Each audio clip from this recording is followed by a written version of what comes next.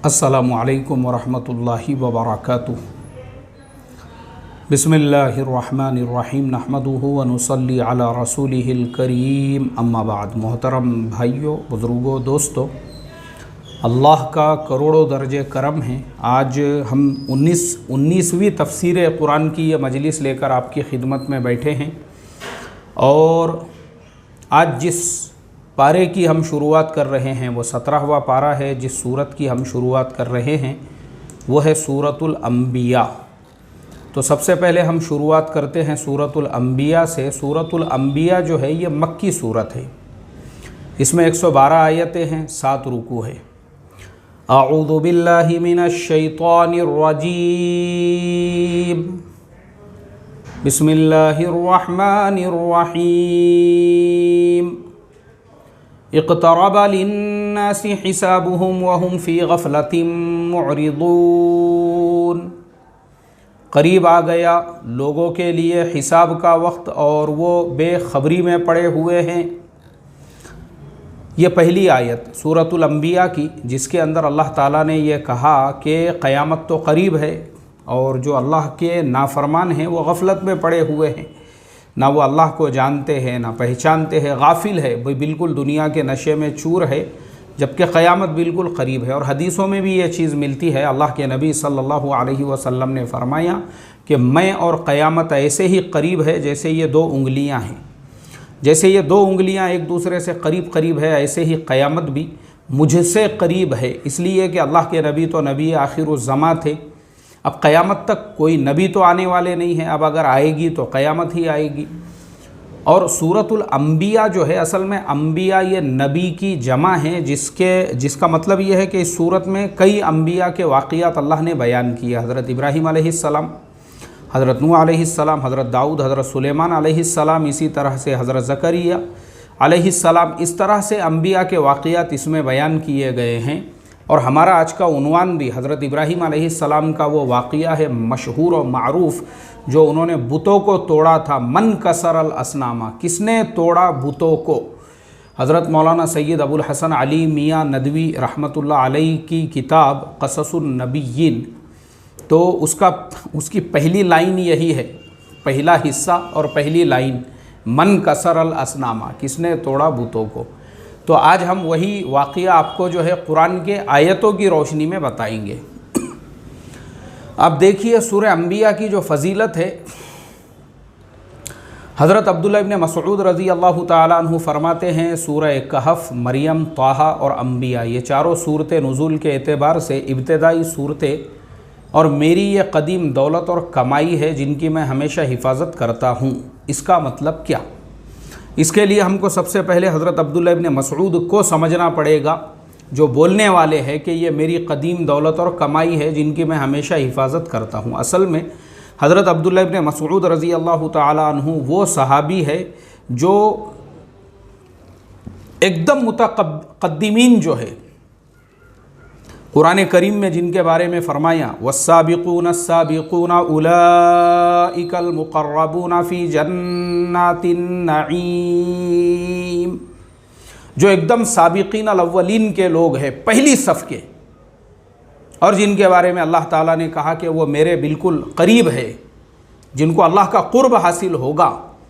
ऐसे लोगों में हज़रत अब्दुल्ला इब्न मसऊद रज़ी अल्लाह ताला अन्हु थे, जो सिर्फ़ 6ठे नंबर पे इस्लाम में दाखिल हुए हैं। यानी सहाबा के अंदर अगर हम देखते हैं, सबसे पहले माँ खदीजतुल कुबरा रज़ी अल्लाह ताला अन्हा ईमान में दाखिल हुई, फिर अल्लाह के नबी के चचाज़ाद भाई हज़रत अली करमल्लाह वजहहू, आपके ग़ुलाम हज़रत ज़ैद इब्न हारिसा और आपके अज़ीज़ दोस्त हज़रत अबू बकर सिद्दीक़ रज़ी अल्लाह ताला अन्हु बड़ी उम्र वालों में, ये 4 लोग पहले नंबर पे मुसलमान होने वालों में से है। और इनके बाद जो मुसलमान हुए 6ठे नंबर पे, वो है हज़रत अब्दुल्ला इब्न मसऊद रज़ी अल्लाह ताला अन्हु। तो आप इस पे से उनके मकाम और मर्तबे का अंदाज़ा लगा सकते हैं।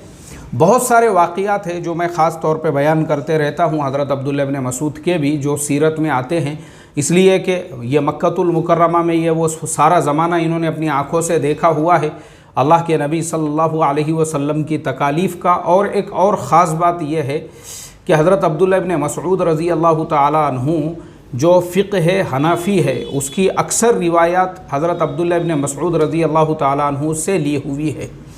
تو حضرت عبداللہ ابن مسعود رضی اللہ تعالیٰ عنہ اسی لیے کہتے تھے کہ بھئی یہ تو سورہ کہف، مریم، طٰہٰ، انبیاء، میں نے آپ کو سورہ کہف کا جو شان نزول ہے اس میں بھی بتایا، مشرکین مکہ نے جو ڈیمانڈ کیا تھا، اور سورہ مریم اور طٰہٰ وغیرہ، تو چونکہ یہ ساری صورتیں ان کے سامنے مکۃ المکرمہ میں نازل ہوئی، اس لیے ان کو اس کی اہمیت پتہ تھی، کیونکہ یہ بعد میں بھی ایک بڑے زمانے تک جو ہے اللہ تعالیٰ نے ان کو زندگی عطا فرمائی تھی حضرت عبداللہ ابن مسعود رضی اللہ تعالیٰ عنہ کو۔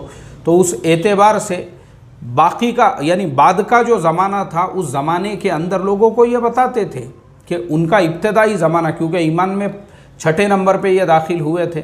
اب ہم آگے بڑھتے ہیں تو اس سے ہم کو یہ پتہ چلتا ہے کہ سورہ انبیاء کا مقام کتنا اونچا ہے، سورہ انبیاء کا مرتبہ کتنا اونچا ہے، سورۃ الانبیاء کی تلاوت ہم نے خاص طور پہ کیسے کرنا چاہیے، اور سورۃ الانبیاء جو ہے اس کو کثرت سے پڑھنا چاہیے، خاص طور پہ اس کو ترجمے کے ساتھ میں، اور اسی طرح سے جو ہے اس کو ہم نے جو ہے یعنی اس کا جو تفسیر ہے اس کی وہ خاص طور پہ پڑھنا چاہیے۔ تو ہم کو پھر پتہ چلے گا کہ اللہ تبارک و تعالیٰ نے اس میں انبیاء علیہم الصلاۃ کے واقعات کیسے بیان کیے ہیں۔ چلیے اب اس واقعے کی طرف ہم آتے ہیں، حضرت ابراہیم علیہ السلام کا۔ اعوذ باللہ من الشیطان الرجیم وَلَقَدْ آتَيْنَا إِبْرَاهِيمَ رُشْدَهُ مِن قَبْلُ وَكُنَّا بِهِ عَالِمِينَ، اور آگے دی تھی ہم نے ابراہیم کو اس کی نیک راہ، اور ہم رکھتے ہیں اس کی خبر۔ اذ قال لأبيه وقومه ما هذه التماثيل التي انتم لها عاكفون، جب کہا اس نے اپنے باپ کو اور اپنی قوم کو، یہ کیسے بت ہے جن پر تم مجاور بنے بیٹھے ہو۔ قالوا وجدنا آباءنا لها عابدین، بولے ہم نے پایا اپنے باپ دادوں کو انہی کی پرستش کرتے ہوئے۔ حضرت ابراہیم علیہ السلام کے جو والد تھے ان کا نام تھا آزر، اور وہ خود جو ہے نا بت بنایا کرتے تھے، اور لوگ اس بتوں کی پرستش کیا کرتے تھے، عبادت کیا کرتے تھے۔ تو حضرت ابراہیم علیہ السلام نے اپنے ابا سے اور اپنے دیگر قوم کے لوگوں سے یہ کہا، ارے بھائی یہ جو تمہارے خدا ہے جن کی تم پرستش اور عبادت کرتے ہو، ابا جان یہ تو تم نے خود نے بنائے ہوئے ہیں۔ ابا جان کیا کہنے لگے، دیکھو یہ بہت بڑا جو ہے نا، یہ وہ چیز ہے جو انسان کو کفر پر، شرک پر، بدعت پر، خرافات پر اور اپنی ہٹ دھرمی کے اوپر جب انسان جو باقی رہتا ہے اور اس پہ جو جمع ہوا رہتا ہے وہ یہی جملہ ہے۔ کون سا جملہ؟ قالوا وجدنا آباءنا لها عابدین، بولے ہم نے پایا اپنے باپ دادوں کو انہی کی پرستش کرتے ہوئے۔ یہی جملہ ہمارے آج کے زمانے میں بھی اگر آپ کسی کو حق بات سمجھاؤ گے وہ یہی کہتا ہے، تم زیادہ شانے ہیں کہ ہمارے باپ دادا زیادہ شانے تھے، یا فلانے صاحب زیادہ شانے تھے، یا فلانے صاحب زیادہ ہوشیار تھے۔ مطلب کیا ہوتا ہے، بعض لوگ جو ہوتے ہیں نا ان کا دماغ تو ان کے اپنے بھیجوں میں ہوتا ہے، کھوپڑیوں میں ہوتا ہے، اس کے باوجود بھی وہ بندھوا، مزدور اور غلام بنے ہوئے ہوتے ہیں۔ ہمارے حضرت نے جو فرمایا بالکل صحیح فرمایا، من گھڑت خواب بھی اگر حضرت نے بیان کر دیے تو حضرت کے جو اندھ بھکت ہے وہ منڈی جھکا کے جی ہمارے حضرت صحیح ہے۔ تو کیونکہ ان کے اندر سوچنے سمجھنے کی صلاحیت نہیں رہتی، وہ اپنے دماغ سے، اپنی عقل سے، اپنے فہم سے نہیں سوچتے، دوسرے کے فہم سے وہ سوچتے ہیں، اور یہی جملہ وہ بھی استعمال کرتے ہیں۔ نہیں بھائی تم کو کیا سمجھ رہا، ابھی جیسے میں بہت سارے جو ہے نا من گھڑت ایسے جو اکابر ہے آج کے، اور جن کی وجہ سے مسلمان آج ذلیل و خوار ہو رہے ہیں، بہت سارے میں ان پہ اعتراض کرتا ہوں، بہت سارے بیانات کے اندر یا بہت سے ویڈیوز میں بہت سے لوگ مجھے کمنٹ کے اندر لکھتے ہیں، ارے تم کو کیا سمجھ رہا، وہ تو ہمارے حضرت صاحب ہے، ہمارے اکابر صاحب ہے، ہمارے فلانے صاحب ہے، وہ تو ایسے ہے، وہ تو ویسے ہے۔ ارے ٹھیک ہے بھائی، وہ کیسے بھی رہنے تو اس سے ہم کو کچھ لینا دینا نہیں ہے۔ ہم کو اللہ تعالیٰ نے عقل سلیم عطا فرمائی ہے، ہم کو اللہ تعالیٰ نے دماغ دیا ہے، سوچنے سمجھنے کی صلاحیت دی ہے۔ ہم خود بھی قرآن کریم کا مطالعہ کر کے، تفسیر کو پڑھ کر، حدیث کی کتابوں کو پڑھ کر، ارے آپ بھی تو کر سکتے ہیں نا فیصلہ۔ آپ کے لیے نمونہ کون ہے؟ اللہ کے نبی اور قرآن کریم۔ شریعت جو ہے، شریعت کی بنیاد کیا ہے؟ ہمارے پاس میں جو دلیل ہم حاصل کریں گے وہ کس سے؟ قرآن و سنت سے، قرآن اور اللہ کے نبی کی سیرت۔ ختم ہو گئی بات۔ تو پھر یہ ہمارے اکابر اور ان کا خواب، اور انہوں نے جو ہے کہہ دیا کہ 2030 تک قیامت آ جائے گی اور 25 تک امام مہدی آ جائیں گے، ایسے لوگوں کی باتوں کو اٹھا کے میں کچرے کے ڈبے کے اندر ڈالتا ہوں۔ کیونکہ جو لوگ ان کے اندھ بھکت ہیں وہ یہی جملے کہتے ہیں، اور ہم نے پایا اپنے باپ دادوں کو انہی کی پرستش کرتے ہوئے، وہ لوگ بھی یہی بولتے ہیں۔ نہیں بھائی، ہمارے بڑے، ہمارے اکابر، ہمارے فلانے صاحب۔ اللہ حفاظت فرمائے رے بھائی ایسے بڑوں سے، ایسے اکابر سے، اور ایسے گمراہ پیروں سے جن کو خود کو جو ہے اصلاح کی ضرورت ہے۔ تو آگے فرمایا قرآن میں، قال لقد كنتم انتم وآباؤكم في ضلال مبين۔ اب انہوں نے جب یہ کہا، ہمارے باپ دادا زیادہ ہوشیار تھے، تو حضرت ابراہیم نے کہا رہے تم اور تمہارے دادے صریح گمراہی میں، یعنی تم اور تمہارے باپ دادا تو گمراہ ہے۔ تو انہوں نے کہا قالوا اجئتنا بالحق ام انت من اللاعبین، بولے تو ہمارے پاس لایا ہے سچی بات یا تو کھیل کر رہا ہے؟ یعنی تو کون ہے؟ جیسے ہمارے زمانے میں بھی لوگ بولتے ہیں، تم کو کیا سمجھ رہا؟ یہی جملہ اس زمانے کے لوگوں نے حضرت ابراہیم سے کہا، تم کو کیا، تیرے پاس میں حق ہے یا تو یہ ہمارے ساتھ میں کھیل کر رہا ہے؟ قال بل ربکم رب السماوات والارض الذی فطرہن وانا علی ذلکم من الشاہدین۔ دیکھیے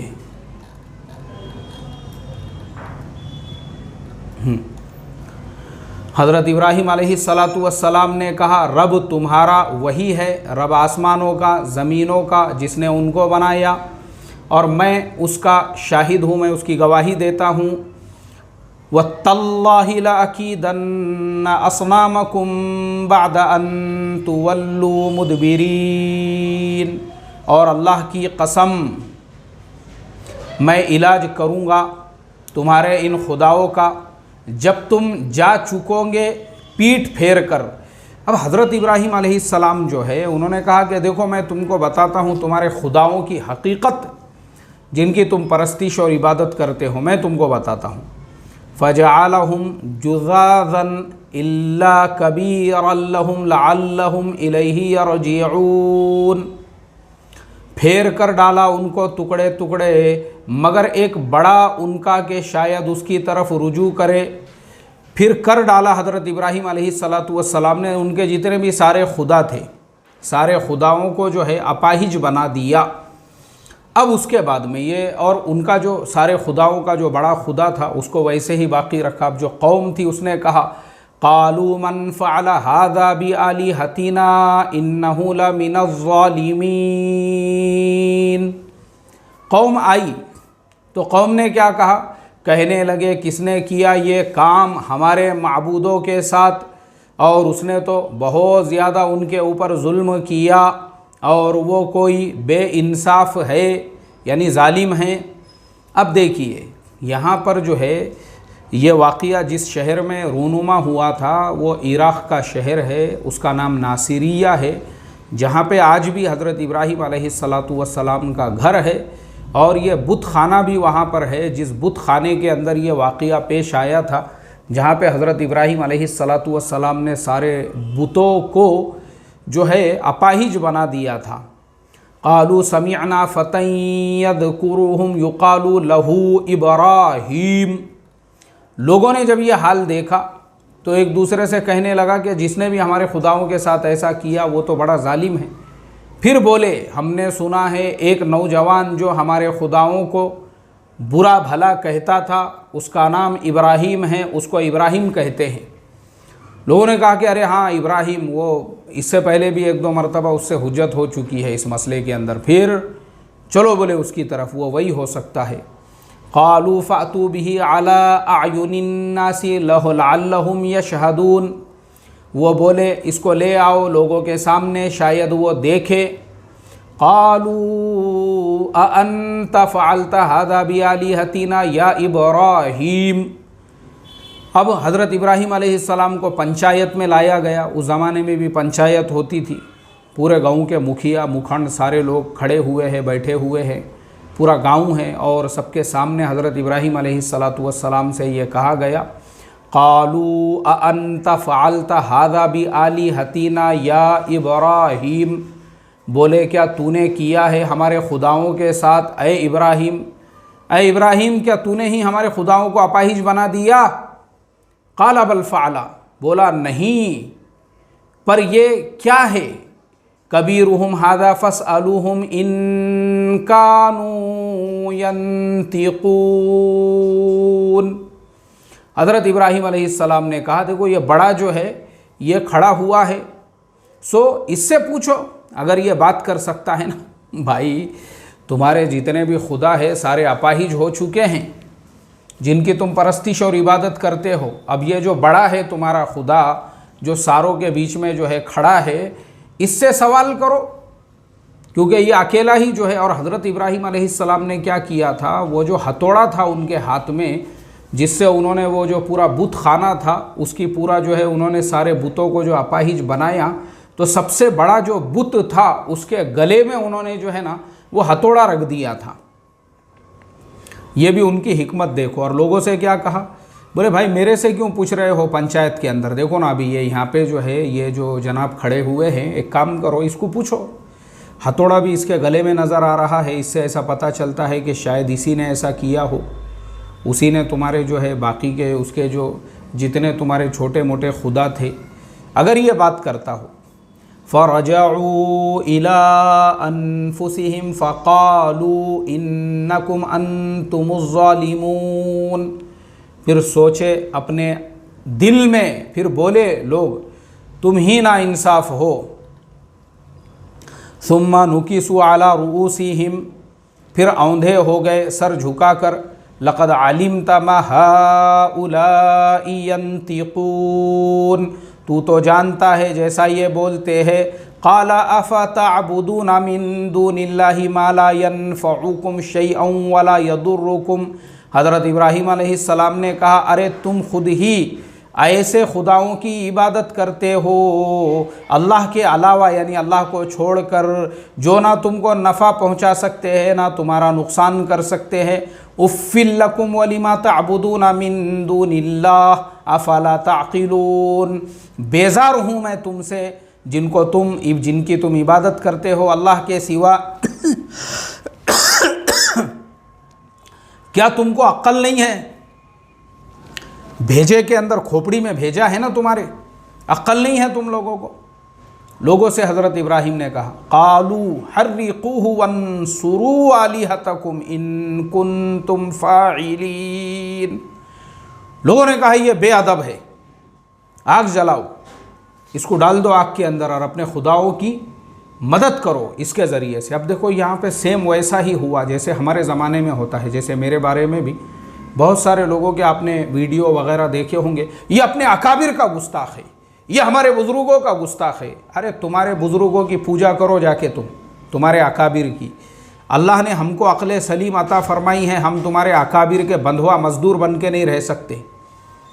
اللہ نے ہم کو جو ہے سوچنے سمجھنے کی، اکابر جو بولیں گے، ابھی میں نے دیکھا ایسے لوگوں نے من گھڑت واقعات سنائے ہوئے ہیں اپنے بیانوں کے اندر جو بالکل قرآن و حدیث کے خلاف ہیں۔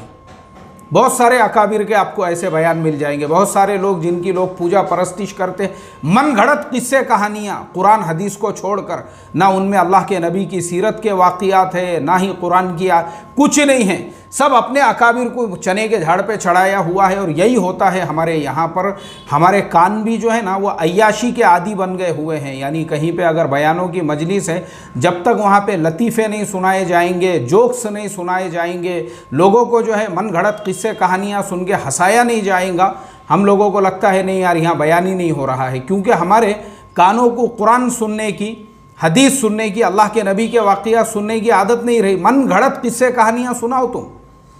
تو لوگوں کا حال یہ ہے، جیسا میں نے بتایا آپ کو کہ میں نے بہت سارے لوگ، میرا تو معمول ہے یہ، مجھے جو چیز بھی کتاب و سنت کے خلاف نظر آتی ہے، چاہے پھر ان کے نام کے شروع میں کتنے بھی بڑے القاب ہو، یہ بات غلط ہے تو غلط ہے. تو لوگ کیا کہتے ہیں؟ اپنے اکابر کا گستاخ ہے یہ، اپنے اکابر کا، اپنے اکابر کا، اپنے اکابر کا، اپنے بزرگ کا، اپنے فلاں.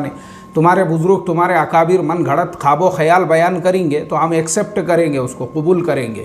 اللہ حفاظت فرمائے. سیم حضرت ابراہیم علیہ السلام کے ساتھ لوگوں نے کیا کہا؟ لوگوں نے یہی کہا ان کے بارے میں بھی، قالوا حرقوه وانصروا آلہتکم ان کنتم فاعلین. آگ جلاؤ اور اپنے خداؤں کی مدد کرو اگر تم کر سکتے ہو تو. ایسے ہی جو لوگ جو ہے، میں نے جیسے ابھی آپ کو بتایا اکابر کا گستاخ ہے، تو اکابر کے جو چومنے چاٹنے والے ہیں اور اکابر کے آگے کتے بن کے دم ہلانے والے ہیں، مشورہ، یہ اپنے اکابر کا گستاخ ہے. مشورہ کرو، مشورہ. واٹس ایپ پہ گروپ بناؤ، واٹس ایپ کے اوپر جو ہے پوری اپنے منہ میں سے جو ہے گندگی غلاظت بکو، وہاں پہ وکو. یہ کر سکتے تم. تمہاری مثال بھی سیم ٹو سیم ویسی ہی ہے. وعلیکم السلام عبد الرحمن بھائی. جیسے حضرت ابراہیم علیہ السلام کے زمانے کے بت پرستوں کی مثال تھی، وہی مثال آج کے زمانے کے اکابر پرستوں کی ہے. اللہ حفاظت فرمائے.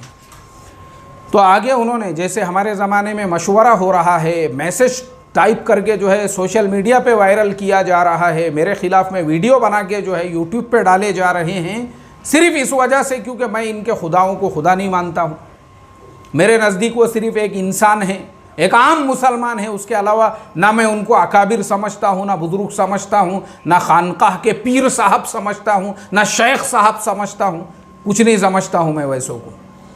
تو پھر بے ادب اور گستاخ ہے بول کے انہوں نے حضرت ابراہیم علیہ السلام کے بارے میں پھر کیا کیا؟ آگ جلائی جائے. جلاؤ آگ. اب کتابوں میں لکھا ہوا ہے 40 دنوں تک، اور کسی کتاب میں ہے کئی دنوں تک جو ہے وہ آگ بھڑکائی گئی، جلائی گئی، اور اس کے اندر اٹھا کے حضرت ابراہیم علیہ السلام کو ڈال دیا گیا. لیکن اب چونکہ اللہ تعالیٰ کو حضرت ابراہیم علیہ السلام کی حفاظت کرنا تھا، ان کو بچانا تھا. کیونکہ دیکھو، جو انسان بھی حق کا کام کرتا ہے اس کے ساتھ غیبی طور پہ اللہ کی مدد آتی ہے. جیسے حضرت ابراہیم علیہ السلام کے ساتھ میں جو مدد آئی، تو اللہ تعالیٰ فرماتے ہیں قُلْنَا يَا نَارُ كُونِي بَرْدًا وَسَلَامًا عَلَىٰ إِبْرَاهِيمَ. ہم نے کہا اے آگ ٹھنڈی ہو جا اور آرام ابراہیم پر. یعنی سلامن کا ترجمہ مفتی شفیع صاحب نے آرام لکھا ہے، لیکن ہم لوگ عموماً جو ہے سنتے ہیں سلامتی کے ساتھ حضرت ابراہیم علیہ السلام پر.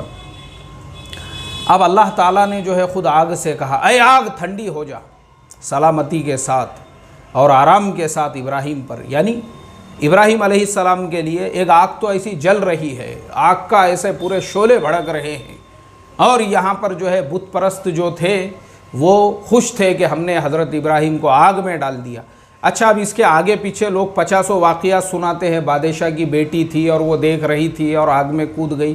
یہ سارے جو ہے نا اسرائیلی روایات اور من گھڑت جو قصے کہانیاں ہیں، وہ میں نہیں سناؤں گا آپ کو، اس لیے کہ لوگوں کو مزہ آتا ہے ویسے واقعات. جیسے حضرت یوسف علیہ السلام کے واقعے میں بھی میں نے ایک مرتبہ بھی زلیخا کا نام نہیں لیا، میں آج لے رہا ہوں.